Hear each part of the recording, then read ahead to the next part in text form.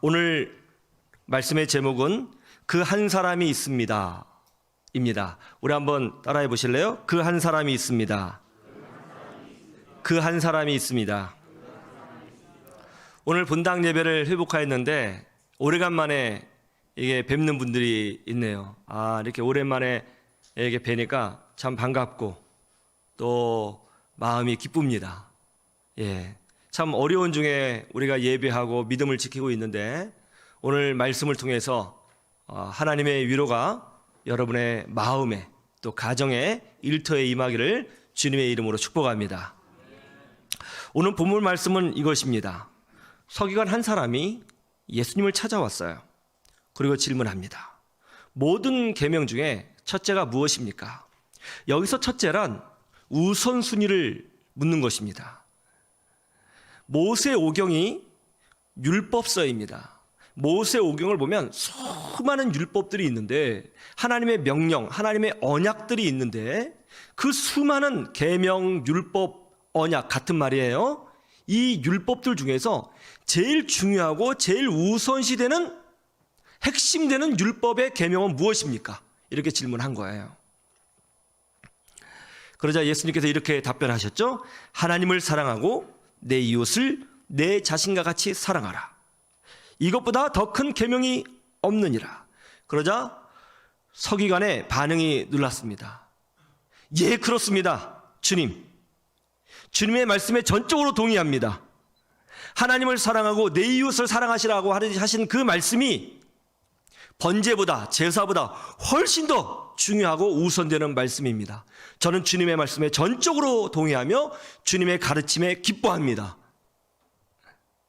그러자 예수님께서 그 서기관의 반응을 보시고 칭찬해 주셨죠. 네가 참 지혜롭구나. 하나님의 나라에서 네가 멀지 않도다. 이 서기관은 예수님의 말씀을 받아들였습니다. 그리고 예수님과 동의했습니다. 그리고 예수님의 뜻과 함께 동참했습니다. 그런데 이런 서기관의 반응은 이런 상황에서 나온 거예요. 마가복음 17장 27절을 보시죠. 이런 것을 좀 이해하셔야 어떤 상황에서 이 서기관의 반응이 도드라지는지 하는 것을 이해할 수 있습니다. 마가복음 11장 27절, 마가복음 11장 27절 같이 볼까요? 시작. 그들이 다시 예루살렘에 들어가니라. 예수께서 성전에서 거내실 때에 대제사장들과 서기관들과 장로들이 나와 28절까지 시작. 이르되 무슨 권위로 이런 일을 하느냐? 누가 이런 일을 할 권위를 주었느냐?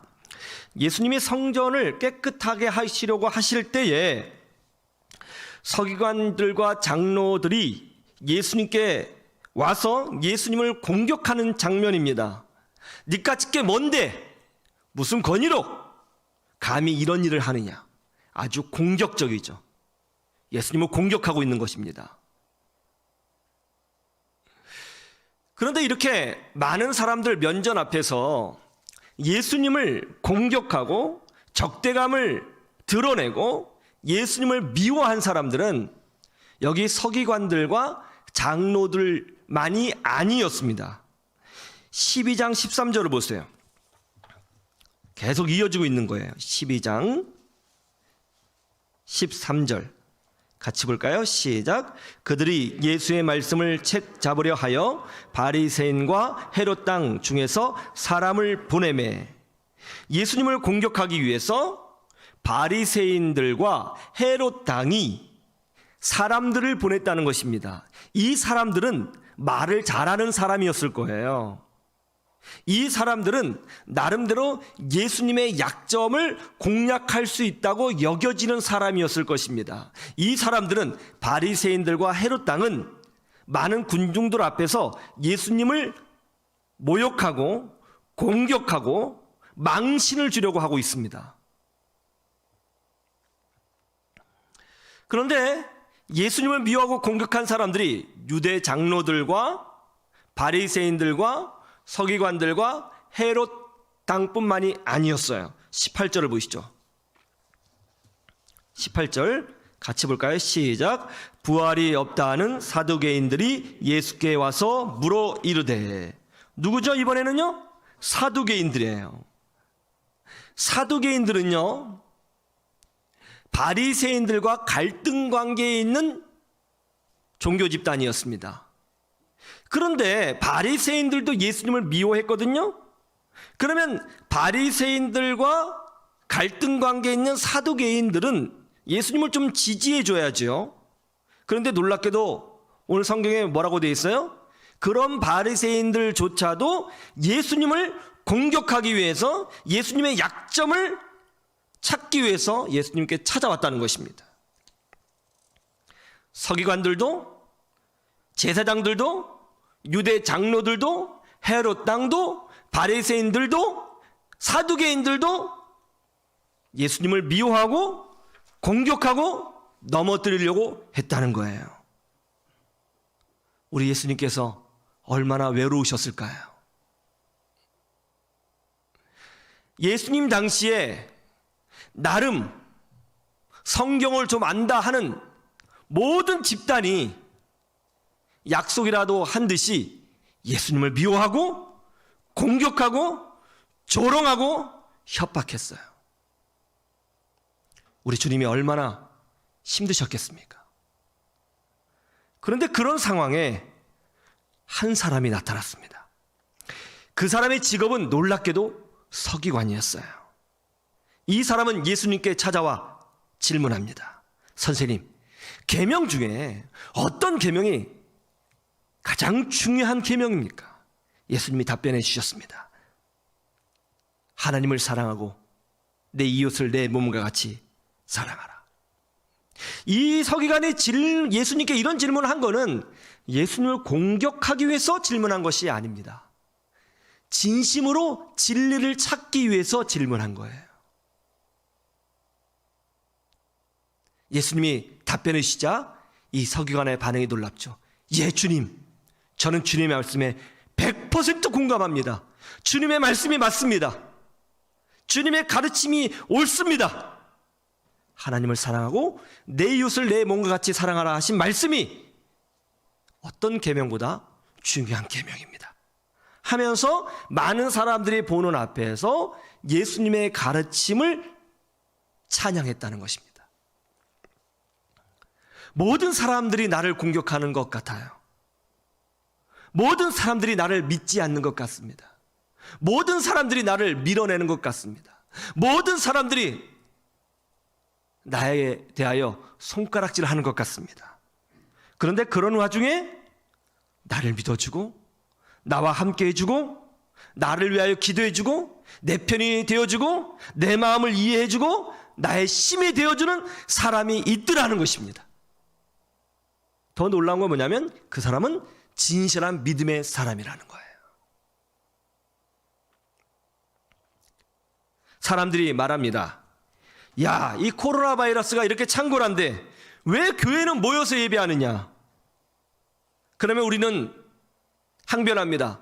우리 나름대로 최선을 다하고 있다. 마스크를 끼고 사회적 거리를 유지하고 방역에 최선을 다하면서 신앙생활하고 있다. 그럼에도 불구하고 저들은 고개를 절레절레 흔들면서 우리를 향하여 조롱하고 또는 공격합니다. 그러면 우리는 어떻습니까? 외롭죠. 힘이 듭니다.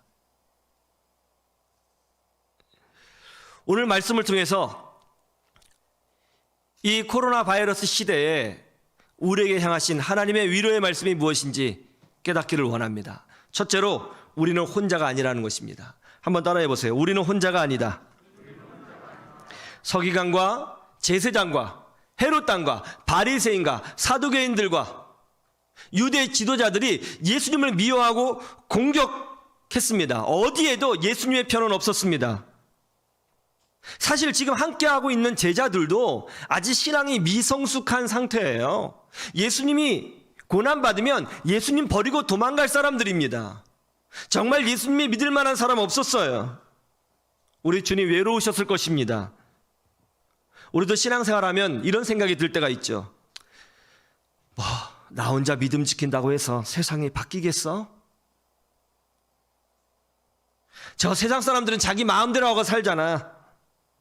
왜 나만 이런 고난을 받아야 되는 거야? 내가 이렇게 산다고 해서 누가 알아나 주겠어? 이런 생각이 들 때가 있지 않습니까? 그런데 오늘 말씀해 보면 놀라운 게 뭐예요? 나만이 이런 믿음의 길을 가고 있는 것이 아니라는 것이죠. 오늘 예수님 앞에 찾아온 서기관 한 사람, 그 한 사람 같이 나와 같이 믿음을 지키고 어렵고 힘들고 외로워도 중심을 지키면서 하나님을 찬양하는 사람들이 곳곳에 있다라는 것입니다. 이게 우리에게 위로가 되는 거예요. 엘리야 선지자가 이런 생각을 했습니다. 이 나라에서는 하나님을 섬기는 사람은 나밖에 없다. 하나님께 기도했습니다. 하나님, 이 나라의 모든 백성들이 하나님을 배반했습니다. 하나님께 진심으로 기도하고 하나님을 섬기는 사람 나밖에 없는 것 같습니다. 이게 어떻게 된 일입니까? 정말 외롭습니다. 정말 쓸쓸합니다. 하나님 앞에 울면서 기도했어요. 엘리야 선지자가 선지자인데 우울증에 빠졌어요. 그때 하나님께서 놀라운 것을 보여주셨습니다. 엘리야야, 고개를 들어봐라. 엘리야가 고개를 듭니다. 그때 하나님께 이렇게 말씀하셨죠. 너 혼자가 아니다. 이 나라에는 바알에게 아직 무릎을 꿇지 않은 7,000명의 믿음의 사람들이 있다. 여러분, 우리의 신앙은 혼자가 아닙니다. 우리 혼자 외롭게 믿음 지키고 있는 것 아닙니다. 전 세계 곳곳에, 이 나라 곳곳에 나처럼 믿음을 지키고 신앙을 지키고 진리를 붙들고 믿음대로 살고자 하는 믿음의 사람들을 많이 있고, 또 하나님께서 그런 사람들을 곳곳에 심어 놓으신 줄로 믿습니다. 바알에게 무릎 꿇지 않는 사람 7,000명이 있습니다. 나를 위로해주고 나를 위해서 기도해주고 내 믿음에 박수를 쳐주고 우리 함께 가자고 하는 믿음의 동역자들이 있더라는 거예요. 그 한 사람, 서기관과 같은 사람이 있더라는 것입니다. 여러분, 우리는 혼자가 아닙니다. 믿음의 동지들이 있습니다. 믿음의 동역자들이 있습니다. 하나님께서 예비해 두신 믿음의 사람들이 있는 줄로 믿습니다. 강바울 선교사님이 중국에서 탈북자들을 돕고 중국 선교를 하던 중에 중국 공안에 잡혔습니다. 그리고 15년형을 받게 되었습니다. 정말 막막한 상황이었어요. 아무도 자기를 도와주는 사람이 없었어요. 간절한 마음으로 눈물 흘리면서 기도하고 있는데 한국 정부에서 어떤 분이 찾아오게 되었습니다. 그러면서 석방에 도움을 주겠다는 거예요. 이게 한국 정부 관계자인데, 그러면서 그분이 귓속말로 그러더라는 거예요. 면회를 할 때, 선교사님, 저도 예수 믿는 사람입니다. 힘내세요. 그러면서 도와주었고 결국 석방되었다는 거예요. 여러분, 그 한 사람, 진리를 붙잡고 사는 사람, 나같이 믿음을 지키는 사람들이 있습니다. 우리는 혼자가 아닙니다. 결국 함께 승리의 찬송을 부르게 될 줄로 믿습니다. 이 믿음으로 승리하시기를 주님의 이름으로 축원합니다. 두 번째, 그 믿음은 하나님이 드러나게 하신다는 거예요. 한번 따라해 보세요. 하나님께서 드러나게 하신다. 우리 34절 말씀을 보세요. 34절 같이 볼까요? 시작. 예수께서 그가 지혜 있게 대답함을 보시고 이르시되 내가 하나님의 나라에서 멀지 않도다 하시니 그 후에 감히 묻는 자가 없더라. 예수님께서 이 서기관을 칭찬하셨습니다. 왜요? 이 서기관의 아름다운 믿음이 묻혀지지 않고 사람들에게 공개적으로 알려지기를 원하셨기 때문에 그런 거예요. 생각해 보세요. 다른 서기관들, 그러니까 이 한 사람, 예수님을 찾아온 사람하고 똑같은 직업을 가진 서기관들이 예수님을 미워하고 공격하고 있었어요. 자기 동료들이 한 마음으로 예수님을 공격합니다. 제사장들도, 장로들도, 바리새인들도, 사두개인들도 예수님을 공격합니다. 사회적 분위기가 예수님을 비난하는 분위기예요. 미워하는 분위기입니다. 연일 신문에서는 예수님이 가짜라고 보도하기도 하고 SNS에서는 예수님에 대해서 안 좋은 것만 계속 보여주고 있는 거예요. 그리고 예수님을 따르는 자들을 한심한 자라고 매도하고 있는 사회적 분위기였습니다. 이런 사회적 분위기 속에서 나 홀로 아닙니다, 주님이 옳습니다, 아닙니다. 예수님의 말씀이 진짜입니다. 아닙니다. 저는 예수님을 지지합니다. 이렇게 할 수 있는 사람 흔치 않아요. 상당한 용기가 필요한 거예요. 대중들이 다 왼쪽으로 갈 때 나 혼자 오른쪽으로 가는 것 쉬운 것 아닙니다. 모든 사람이 나를 미워하고 모든 사람들이 나를 매도하고 모든 사람들이 나에게 손가락질할 때 어떤 한 사람이 나의 편을 들어준다는 것, 이거 쉬운 것 아닙니다. 상당한 용기가 필요한 거죠. 오늘 서기관이 그랬다는 거예요.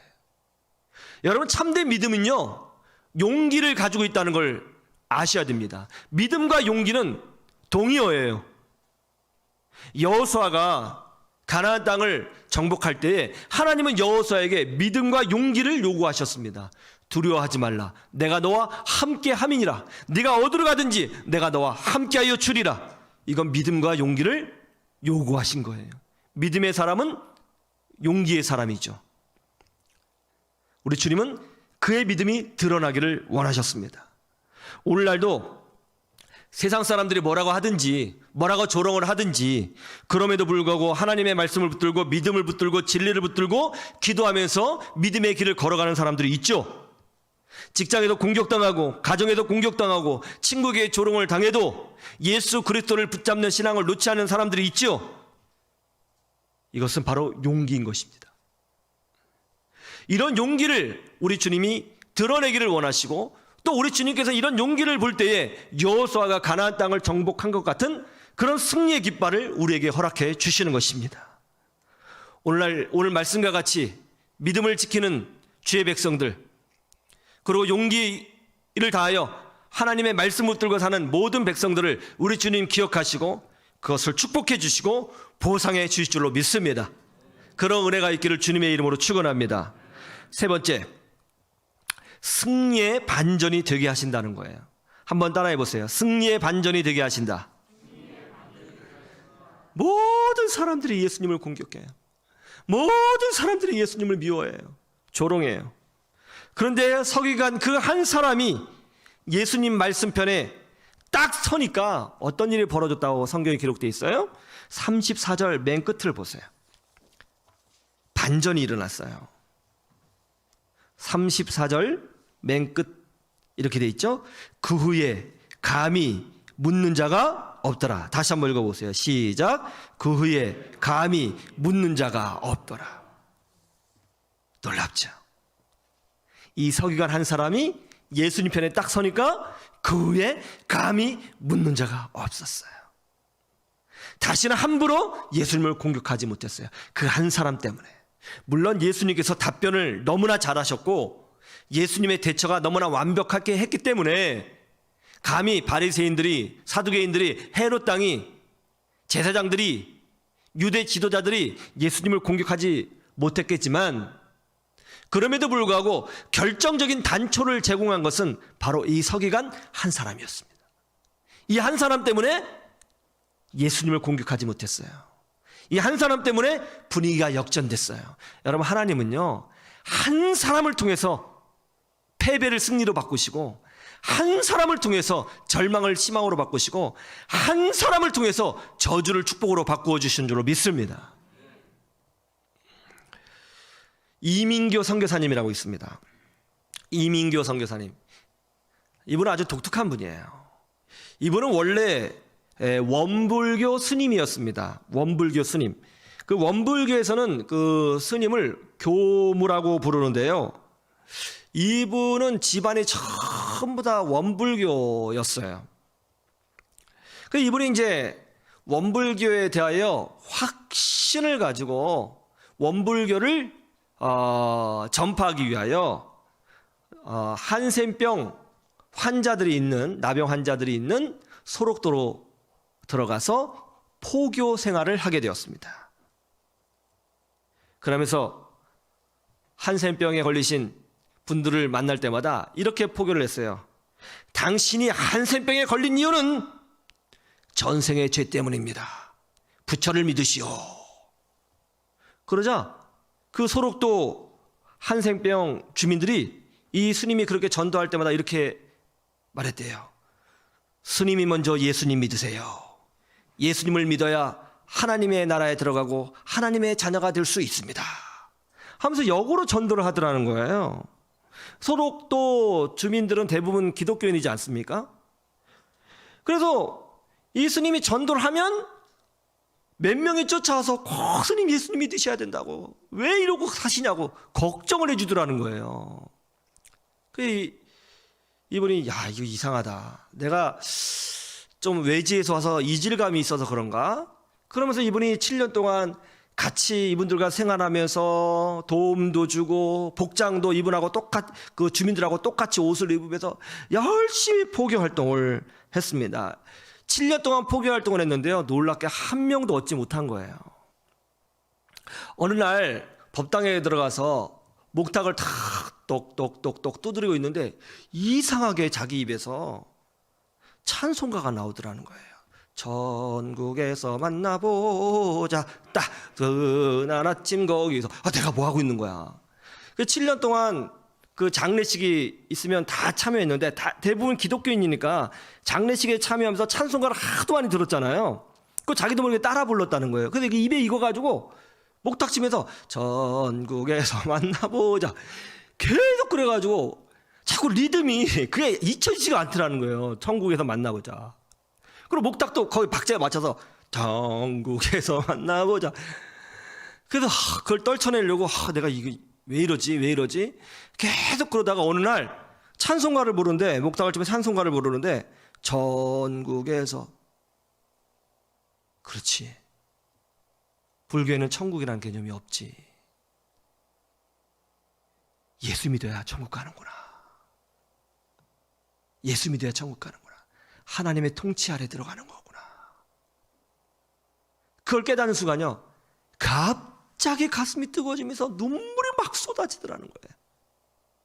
그 자기 죄를 회개하고 성령 받았어요. 그리고 방언이 터졌어요. 할렐루야. 이분이요, 그렇게 목탁 두드리면서 찬송가 부르다가 예수님이 영접했어요. 할렐루야. 이분이요, 은혜 받아가지고 신학교에 들어가서 이제 선교사님이 되었습니다. 그래서 이제 우즈베키스탄에 선교사로 갔는데요, 거기서 이제 농아인들, 말하지 못하는 아이들을 모아가지고 수화로 복음을 전하면서, 이분이 축구를 좀 잘했던 모양이에요. 축구를 가르쳐 준 거예요. 그래서 팀을 만들어서 농아인 축구팀을 만들었는데요, 글쎄 이 농아인 축구팀이요, 농아인 아시안 게임에 나가서 동메달을 딴 거예요. 그러니까 옆에 있는 카자흐스탄 팀에서 이분을 스카우트했어요.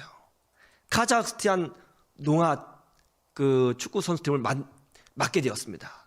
근데 이 카자흐스탄 그 팀이 북한 평양에 가서 게임을 했는데 너무 잘한 거예요. 그러니까 북한 정부에서 이분을, 이 남한 사람인데 북한 내 농아인 축구 선수팀 감독을 맡아달라, 그래가지고 북한 농아인 축구 감독이 됐어요. 그리고 지금까지 북한에서 농아인 축구 선수팀을 지도하고 있고 전 세계를 다니면서 복음을 전하고 있습니다. 이슬람 국가에서 승리를 맛보고 절대로 복음 전할 수 없다고 했던 북한에서 당당한 자격으로 들어가서 복음을 전하고 있어요. 여러분, 하나님은 살아계신 줄로 믿습니다. 코로나 바이러스로 사람들의 활동이 위축되고 경직되어 것처럼 보이지만 하나님은 그 한 사람을 통하여 지금도 일하고 계신 줄로 믿습니다. 여러분, 우리는 더 이상 혼자가 아닙니다. 믿음을 지키고 하나님을 경험하는 우리와 같은 사람이 이 땅에, 이 세상에 많이 있습니다. 이 확신을 가지시고 하나님의 은혜를 찬미하며 믿음으로 전진하여 승리를 누리시는 여러분 되시기를 주님의 이름으로 축원합니다.